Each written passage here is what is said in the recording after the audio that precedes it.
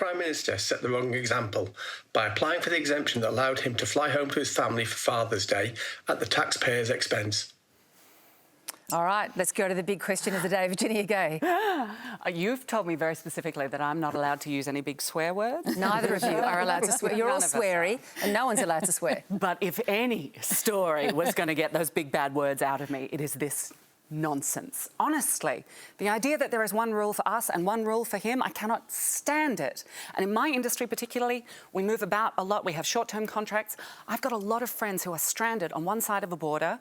They can't get home. They can't get back into the state where they are residents. They are paying 2 rents and their shows have been cancelled. And this guy thinks that he doesn't have to play by those rules. And I am furious about it. We'll clarify that there were rules in place and he played by the rules that allowed him to travel. I think it's a fair point to make. He applied for the permit and got it. Tony? Yeah, I was just going to say, I think on that, really strong leadership can be not necessarily doing what you can do, but setting a really good moral standpoint and doing the right thing, given there are so many people around Australia wanting to go home and visit their mum, their dad, their kids, their cousins, all of those kind of things. I think he had a great opportunity to set a great example, and I think if he had his time again, he might have done it differently. Julia Banks? I'm going to exercise the same restraint as Virginia. I have to say there are rules and there are entitlements, and I notice Scott Morrison came out yesterday saying that, you know, he it was by the rules and this is a cheap shot that everyone's in. He just wanted to see his kids. Well, there's rules and entitlement and then there's judgment. And it was absolutely, totally, utterly appalling judgment to not only go and break effectively the restrictions that every other Australian, particularly in Victoria and New South Wales, is under. When you've got and to say, well, I need to see my wife and children, you know, forgive me, and let's not talk about it because it's about my family.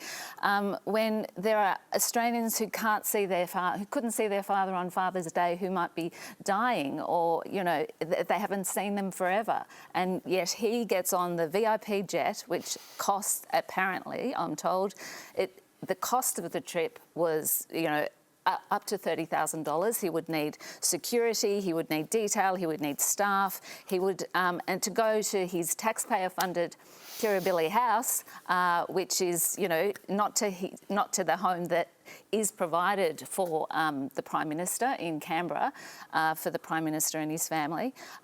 When, you know, so there's rules and there's judgment. Well, intriguingly, the Leader of the Opposition, Anthony Albanese, declined to criticise him. It was interesting to see Nikki Savva's column in the Age and the Sydney Morning Herald today. Yeah. She wrote that, that the Prime Minister, if you like, contacted him and secured his support, the agreement that, you know, we don't go low, we don't attack each other's families. I read that, and again, this is this duopoly of power that is happening with our major parties. It's sort of, it's not going low to say that, you know, you shouldn't have spent all that money and, you know, thought one rule for everyone else, that I'm special, I'm the Prime Minister. You know, in my many, many years of crisis and risk management, the one rule for a CEO, if their organisation is under crisis, is to show up and to be there and to experience what everyone, the employee group, be that the employee group for which they're responsible or their teams, to be there with them. But, you know, I think someone dubbed this Hawaii 2.0. You know, Scott Morrison was not there during the bushfire crisis, and he was not there, basically, where he should have been. Rachel Doyle is with us now via Skype. Great to have you, Rachel. The question was about whether the Prime Minister showed a wrong example by applying for the exemption and getting it to go and see his children on Father's Day. Your view? Look, I suppose I'm on this show wearing 3 hats, as a lawyer, a writer and a person. As a lawyer, I'd have to do a lot of tedious research in order to offer any considered view about whether any particular rule or exception was capable of operating the way the Prime Minister says. So I'm not going to take on a brief like that out of hours.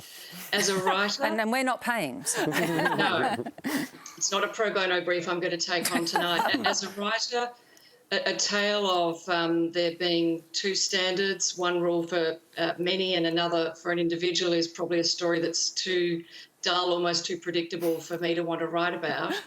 And as a person, I doubt that anyone's particularly interested in my contribution to the debate. But in particular, as a person living in Melbourne who's endured now over 200 days of lockdown, it's probably the case that my personal view is something that's not fit for broadcast. And we've had a number of those so far. John Safran, are you adding to that?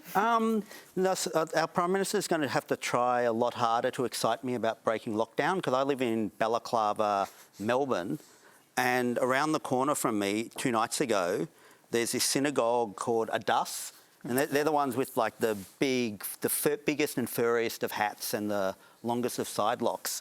And congregants, they're very specific, very, very small, ultra-Orthodox Jewish group. And, yeah. And they locked themselves in the synagogue, and there was all these police cars everywhere. So, like, we were all down there kind of watching it all. And there were, like, police cars, like, parked in laneways, and there was the side lock kids screaming at the police.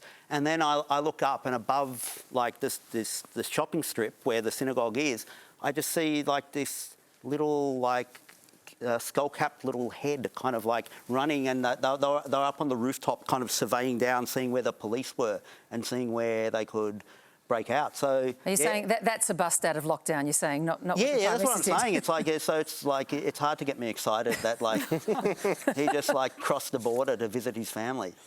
Okay, no, we probably can't top that.